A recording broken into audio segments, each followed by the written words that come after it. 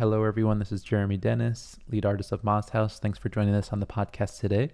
Today, we're sitting down with current resident artist Cole Douglas, who is based in Brooklyn, New York, but grew up in South Carolina. Cole went to Dartmouth for mechanical engineering, but after a football injury ended his career, he entered into painting and photography. As a self-taught artist, he describes his style as jazz music in painted form. While here on the Shinnecock Reservation, he's been investigating the relationship between Black identity and the environment, specifically looking at the history of climate change and how that has affected the local landscape. Welcome, Cole. Thank you for being on the podcast and here at the residency. Hello, everyone. Thanks for having me, Jeremy, and glad to be here. I do want to start with maybe something that relates to the Moz House mission, which is your description of art, which is a tool for healing oneself, especially after your injury in sports. Beyond the emotional side, if you could describe that, if you can also talk about the engineering and mechanical interest in your life. Yeah, so just a little background. I've always wanted to be an engineer my whole life. I was a kid playing with Legos and trucks and really enjoyed it. My parents encouraged it. And ironically, art was almost the antithesis to my identity for a long time. And if you ask my old friends, they'd be like, oh, Cole's doing art. That would kind of strike as weird. But being in a space such as Dartmouth with a very diverse set of minds and very ambitious minds, I was introduced to a lot of different things, and art version from a place of need rather than a specific ambition. And so in that, it was 2020 and I was set to graduate. And then, of course, the pandemic hit in my last semester, and seeing all the turmoil in the world, I found my words and current outlets incapable of expressing what I needed to. So while I do maintain a job in engineering, I really do put a lot of effort and time and energy into being an artist. And it feels like I almost have 2 full-time jobs at the moment. I feel very privileged to be able to maintain these explorations and continue diving into the deep end and leveraging my art as a medium of healing. That's wonderful. And being here on the East End in the Hamptons, we're known for the abstract expressionism movement, Jackson Pollock and all them. And in your work, you also work in abstraction, and you've described it as a process, not progress. I wonder if that's something that came from your academic background, if it came from engineering and problem solving. Maybe if you could talk a little bit about abstract as a medium and the way that you approach it. Yeah, so definitely. Process, not progress is a big tenet of mine. It does come from engineering because we're so focused on our initial intention, what problem are we trying to solve? And in art, it is maybe not necessarily a problem, but an emotional state, or it's a bit of knowledge you want to express. In whatever form of expression, it's getting behind that intention. So I really try to give myself boundaries in a respectable way to create art. And then as time goes, I change those boundaries, and I'm always learning different ways to work through my process and changing my process. And being an abstract artist, it's funny, me and Cecile just had a conversation about this last night. Being an artist who does in part make abstract work, but also making photography, also exploring video, and here exploring prints, it's really fun to even take a step back and say, what is the intention and foundation of my work? And like you mentioned, it is exploring the relationship between Black people and nature, and exploring different ways that we can point to that feeling that encourages people, and myself included, to think about that more deeply and put those things into action. So I know art can't make people go outside, but maybe if it makes one person go outside, myself included, then I'm happy with it. That's wonderful. And thanks for bringing up Tao and Cecile. For those who don't know, hopefully in the future we'll have an interview with them. But while it's fresh on your mind, I heard the other day that Cecile Chung and you had a studio visit where you might have gotten some constructive criticism, some feedback, some ideas for some future pathways. So for context, Cecile was a teacher in the New York public schools. I'm not sure of the public school system, but she was an art teacher for a period of time. And so she definitely has that big teacher hat on, and she cares about artists. She cares about developing young artists. I was glad that she took the time to give me some constructive feedback. And I would say the thing that sticks with me the most is what I mentioned earlier, in that maybe not limiting myself to quote unquote being an abstract artist, but an artist who explores Black identity and nature, and what that would allow me to present it. Because right now it allows me to present my abstract work, but in the future, I've explored video and different components. I've explored printing here and just different mediums, and not limiting myself to any one thing. So I think that's the biggest thing that stuck out to me in the studio visit. And then I think it's so critical to get perspectives from older artists who's been through different experiences, who's been through the art world in a couple seasons, and really understand where you're trying to go. And she really encouraged me to define success for myself, which is a really good reminder, because that's really important. Because you can be a star, but also everyone doesn't want to be a star, and being a star comes with certain things. And you can be a star in your own little world, and as long as you're happy and as long as that is in line with your principles, and that's what matters. Yeah, thank you for that. And I was looking up some of your other interviews, some of your other articles. You also have a blog that you have a lot of thoughts written down. You also mentioned the idea of betting on yourself in reference to this sometimes elitist art world. And I thought it would be interesting if you talked about your self-taught practice, the ways that you learn your mediums. As you mentioned before, you're working on printmaking downstairs here at Ma's house. What is the way that you have been learning all these different mediums? Yeah, I think in sports and playing football a lot, I played football in college. You get really good at two things, being self-driven and being autodidactic.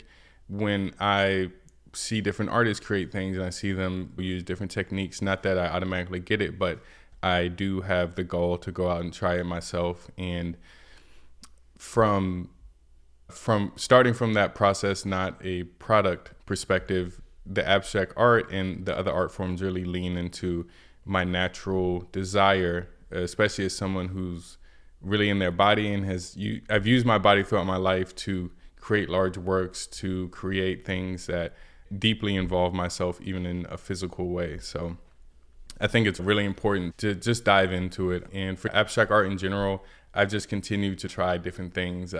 From paintbrushes to different palette knife sizes to different artistic mediums, just continuing to try and get good feedback. Getting good feedback has always been what's most important to me. And one thing I think in my process from a broader perspective that I have really leaned into is the writing portion. So previously or in the past, I've just created work and then maybe attached a meaning to it or maybe done one-offs. But now in my practice, I like to start, before I make a body of work, start with an intention, pages and pages in a notebook of certain ideas I want to explore and certain pathways that I want to go down. And even if the work doesn't end up exactly where I expect it to, it has a coherent intention and represents a very clear body of work. I think writing has had one of the biggest impacts on my practice. In other mediums, video, photo, printing, I've been blessed with really talented friends. So whenever I need help, I can just ask them. I believe I can figure most things out if that's what's in the cards for me. Oh, definitely. This next question, I'm sure the answer changes day by day, but I wonder if you could talk a little bit about your inspirations, because it seems like you have a lot of guiding principles in life. And the other day during your stay here at Ma's house, we were kind of all joking about the idea of like, why do we make art, the idea of residencies, taking a break from your 9 to 5 to come and just focus on it. So I wonder if you could talk a little bit about where your mind is at this time and that sense of purpose within art. I think it becomes very easy to take for granted how beautiful it is to be able to create in whatever you do, not just art, but anything you enjoy creating on a spiritual level and a literal level. So for me, like I've had a conversation here about it, and really for me, I just love it. It's gorgeous. It's beautiful to make art. I meet amazing people. I can work with amazing organizations. I think it really encourages my faith in humanity, because it can be your heart can become really heavy in this world. So seeing that there's still people who care, still people who try, and that's definitely not limited to the art world, but a lot of artists do have that in common. And it's the age-old phrase, but without art, I would be dead. Maybe not that dramatic, but without art, it'd be hard to imagine my life. And so I create room for it, and it's something very important to me. And even if my practice isn't the same in a few years, I'll always be an artist in the same way. And yeah, the entire process of creation is so important, and doing it together, doing it with other people and doing it in the context of your community and the people you care about. Absolutely, yeah, 100% agree. And speaking of writing and keeping in touch with humanity, part of your stay here at Ma's house was leading a poetry workshop. We had a great turnout. We had a great sharing. A lot of people came up with new poems about the ocean. Before we talk about the workshop, if you can speak about your own poetry and how it is related or similar to the painting and printmaking work that you do. Yeah, poetry, it feels that my printing and art that I create, it can sometimes elude a literal meaning. And so poetry allows me to point to that emotion that I spoke about earlier, where I can describe for you a warm, sunny day on the beach and how that feels, but a poem about a warm, sunny day on the beach really gives you those goosebumps and shows you what it's trying to say. Instead of telling people how to feel, I express myself in what feels like a very true way, in a way that approaches what an abstract art piece can. It's greater than words can express, greater than what can be literal. Poetry has really grown in my practice. In my 2023 residency with the Hill Street Country Club, I started leaning into it more. I never thought of it as anything necessarily unique or new, but it just kept being the thing that allowed me to express exactly how I feel.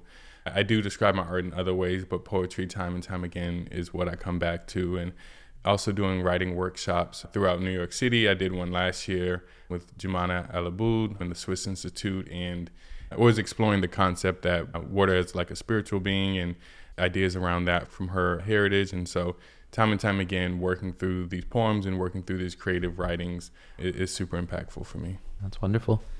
Since you've mentioned so many different mediums, from abstract painting, you also brought your camera and did some collaborations with Tao and Cecile.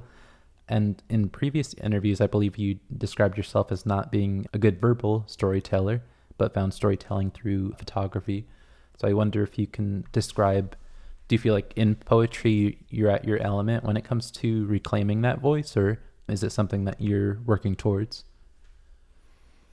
Yeah, definitely still something I'm working towards, being that it's so new for me, whereas photography and painting I've done for years at this point. Poetry is definitely much more recent. I've always enjoyed rapping, but I guess the written down poetry, or the read poetry, I should say. Yeah, it's still something I'm trying to find my way in, especially as I mature. How I was last year, how I was the year before is a big difference, as we all are. In every aspect, always feel like I'm growing. And I didn't even know, so you write your own lyrics and sing sometimes at the open mics? Yeah, I was about to say if you have any that you want to perform, even a single. Yeah, I perform for myself. How about that? Okay. That's wonderful. I did read that you did open mic for poetry. I wonder if you could talk a little bit about maybe your history in that live performance realm. And during your time here at Ma's house, it was a little bit lower stakes. It was kind of like intro to poetry, and everyone shared just something personal. But have you ever facilitated that open mic experience yourself or led that experience? I haven't facilitated it, but I've been part of several open mics that do encourage it. Especially in San Diego, had a group of friends who always like going, and yeah, we'd always go. And I was like, while I'm there, I might as well perform something. On that stage, it was a really supportive crowd and really supportive group. On that stage, I really felt I started to speak with more confidence, started to be more audacious in what I'm trying to express. And yeah, I feel like it gave me the confidence to go out into the world and talk my shit. I definitely want to learn and hear about your time here at Ma's house, since tomorrow's your last day. But before we get to that, yeah, I do want to make sure that I ask about your inspirations. I think that you told me what you were listening to, but were there any books that you brought with you or things that you read in the past that you were thinking about while you're working here? Yeah, I brought a Colson Whitehead book. It's about old school crime in Harlem. But a lot of his books do explore the Black experience in a very subtle and honest way. So I'm always appreciative of that. And I also bought another book, I think we talked about, Agua Viva by Clarice Lispector. It's a memoir of sorts exploring abstract art, the meanings of it, and the meaning of life. I'm really excited to read Tao's new book, The Dark Laboratory. Y'all get it. It just looks really cool. I haven't read it yet, but it looks really cool. And her explorations of colonialization and climate change and how all these factors play in together, especially in immigration and language. Yeah, books continue to be a great source of inspiration for me, and music as well. I always listen to music, maybe too much, but music as well, just the ethereal And yeah, the ethereal music you feel in your chest and it makes you want to move, makes you want to dance has always drawn inspiration for me. Your time here at Ma's House, we have every artist who come through send an application, like an intent for their time here. I believe that you described identity and connection to the land and related to climate change as at least something to think about during your time here at Shinnecock. I wonder if you could talk a little bit about why was it shorelines that you were focused on and why climate change, and did it end up entering into any of the work that you created here? Yeah, I feel like it entered into my work in the way that it always does, is very subtly, and then someone points it out and I realize it's happened. Even a few paintings I did, or a painting or two I did here, I did realize the direction that it's going and the direction I'm taking it is an abstraction of the ocean of sorts. And also just exploring the library downstairs at Ma's house, seeing and hearing all of the history about how the Shinnecock and the other natives in the area have always interacted with the ocean, have always been critical. The ocean has been a critical aspect to their life here. And even in the present day, like hearing about the kelp farmers, really encouraging that a new way of farming, a new way of persistence has really inspired me. I feel like it's like everything else. I'll probably go home and think about it for a day. Definitely. Shifting a little bit, but in another one of your interviews, you mentioned the idea that feeling or having empathy is a privilege in our society, which often experiences a numbness, whether it's for personal things or looking at the news. I wonder if you could talk about being here at Ma's house, what the time here has done for you in terms of maybe emotional engagement, especially being so immersed in nature, and where we are down on Shinnecock, it's a very quiet place. So a lot of time to think and ruminate, contemplate. Just talking a little bit about emotional engagement and if any of that has come forth for you in terms of being at the residency, things that you've experienced, maybe just seeing wildlife, maybe our times at the beach, what those feelings have brought forth for you. Yeah, first, right now, I'm feeling sad to be leaving because it's been a beautiful time. It almost felt like a summer camp, doing activities during the day and talking with people. Tao, you, your sister Kelly, Denise, everyone who came to the workshop. It's been a really good time to get to know a lot of people. And yeah, on an emotional level, I think it's been really fulfilling to talk to people who care in whatever way about what they do, whether it's their community, their job, and want to see change in the world. I think that being surrounded by people who care, being surrounded by such nice and welcoming people has really lightened the load on my heart. Even going to the beading workshop that they put on here at Ma's house was really fun. It's kind of like hanging out with the family, talking mess and just helping each other out. So it was a really intimate space and a really beautiful space. And that carried on to even the workshop that Tao and Cecile put on and the workshop I put on, where just sharing a lot of intimate space with people and getting to know and understand people's perspective, especially because I'm not familiar with especially the native history here, understanding how different events throughout history has shaped this land in good and bad ways, and yeah, seeing how everything fits together. That's wonderful. I definitely want to ask about future goals, but I wonder if you could talk a little bit about where your printmaking series is coming and where it started and where it's going in the future. Yeah, so my printmaking series has started from a lot of different places. I think it's always been something that's eluded me a little bit because there was a level of intimidation of what a lot of standard printmaking is made to be, is much more illustrative, and that's not necessarily what I enjoy doing. But seeing the Elizabeth Catlett exhibit at the Brooklyn Museum last year, she's one of my favorite artists. Seeing that really inspired me to dive into the medium. So I spent the better part of 6 months leading up to this. Not for this, but for the past 6 months, I've explored the medium. I've tried to see what I like, what I don't like, because it's so important to me to test the limits of what is possible, because so often if you stick with the first thing you made, it might not really be what comes true. Yeah, it's been super important to me in this journey to express myself in the truest fashion, and having the space and time here to put that to work has made me realize how small my studio is. From art business perspective, I do try to have different levels of work available at different price points. So that also feeds into that. And I do see myself integrating my printmaking now that I've learned into different aspects of my art. I even played around with a painting yesterday, doing printmaking for the background and then doing some palette knife strokes on the foreground. Like I said earlier, I'm sure it'll emerge in different ways and slowly over time. That's wonderful. And I always say you never know who's listening to the podcast. So I wonder if you have any dream projects, going to a museum, seeing something that you haven't worked with before, or if it's in your sketchbook of ideas, like what is the dream project and material and scale that might be coming up for you that you haven't been able to do in your current studio? I always paint bigger, so if anybody has a 100 by 100 foot wall, let me know. I think the project I'm ruminating on right now is there's a tabby material, I believe it's called. It's a concrete made in coastal South Carolina. It was super popular with the enslaved Africans there, of course, where they would put, I believe it's crushed oysters, sand, and maybe a few other things in water, and they would put less crushed oyster shells and they would protrude from the concrete. So it was a decorative concrete of sorts. Even though they were reduced to less than human, they still found means to express themselves and get creative, because the crushed up oyster shells are completely unnecessary. I think right now my dream project is creating that myself in my studio.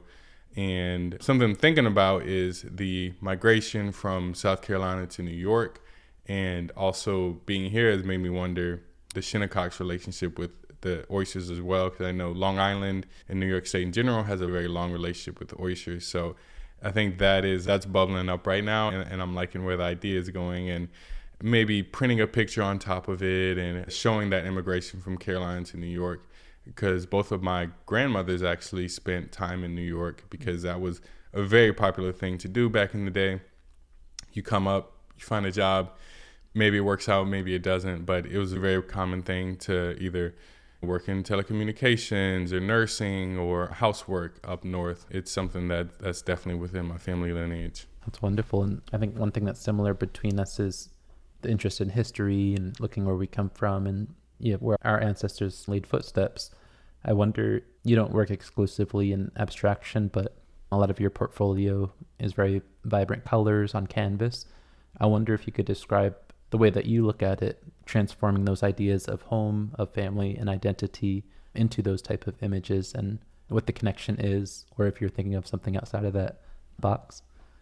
I feel that growing up very close to nature, I was in suburbia, but it was never far, whether it's on the water or in the forest and exploring things, and my parents and family encouraging that. I feel like that is forever imbued in my mind. Yeah, the colors are oftentimes drawing upon different memories and expressions from nature.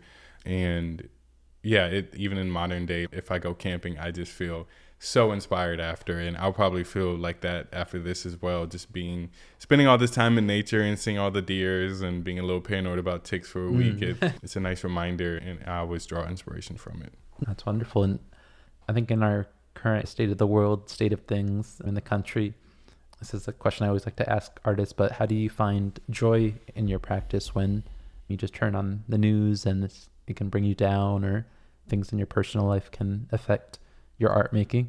Do you have different ways that you find the creation or the completion of art, or just different things that you've experienced that brings you back to joy? Definitely dancing. That's like number one. Going out dancing. That's number one forever and always. I've never felt bad after a night of dancing. But yeah, through specifically my practice, I really like Octavia Butler's perspective on creating. And I'm going to butcher the quote, but it's just create when you feel bad, create when you feel good, but constantly do it. I truly believe that always working through that creative process intentionally, it may not make you feel good. It may not solve the problem that you're trying to answer, but it is part of the process and can help you lighten the load on your heart, because it is really disconcerting to see the atrocities of the world on such a consistent basis. So yeah, for me, it's just constantly being in that state of creation. And like I said, being around people who care and people who are trying to make a change, and even being that for yourself, the old phrase, be the change you want to see. Yeah, constantly thinking about that and knowing that it can be better. I think that is what in large part keeps me going, is knowing that things can and should be better, and not losing sight of that, and not losing sight of the fact that these things, many of the tragedies we see are abnormal all in all. If they don't have to be that way, how can we change it and how can we get there? And to end on a more lighter note, what we have in front of us that our listeners can't see is a beautiful in progress bracelet. It was during Tracy Pace's workshop here at Ma's house. It has teal and kind of purplish red beads on there. I wonder if you could talk about that piece and who it's for and why you chose those colors and everything. Yeah, it's I believe it's a Japanese style of beading that Tracy introduced us to on Friday, and they've been doing a series for some weeks now. So I was with some real skilled beaders, to say the least. But for reference, I would describe it as a nerd, one of the nerd clusters. That's a visual. And I made it for my girlfriend because her favorite colors are purple and teal. So I figured it'd be a really easy hit. And beading has been really fun. I've never done it before, and I didn't expect to like it so much. It's surprisingly mathematical, surprisingly logical. People do it and it looks all those things, but yeah, doing it in your own hand, it's really cathartic. It's kind of being the old lady knitting. It's like, I get it now. Definitely. And another tangent, but don't you work with needles or syringes or something like that? And it's kind of like the needle work that you're doing. So my day job is working for venous catheters. So those are like when you go to the hospital and you get an IV in. So yeah, working with a lot of needles and designing everything in and around those systems. Yeah, it's really nice to be able to do both and put my full heart and effort into both. Definitely. Is there anything else that you wanted to go back to, add to the answer, or things I didn't ask you about that you want to talk about? I think of any other answers. No, I feel like we hit on everything. Maybe just like where to find me and stuff like that. All right. ColeDouglas.art. That's www.coledouglas.art if you want to check out some more artwork, Cole's blog. Do you want to shout out your social media or any other platforms? Yeah, and you can find me on Instagram at Cole the Renaissance. Just type in Cole the and you'll probably pop up because I know nobody can spell Renaissance. It's really hard. And this summer, you can find me at Governor's Island. I'll be doing a residency there for 2 months from July to September with Art Crawl Harlem. Really great organization out of New York, and we'll be building some new worlds. So I'm really excited for all that. Oh, yeah. Can't wait to come and visit. Thank you again, Cole, and thank everyone for listening. Yay.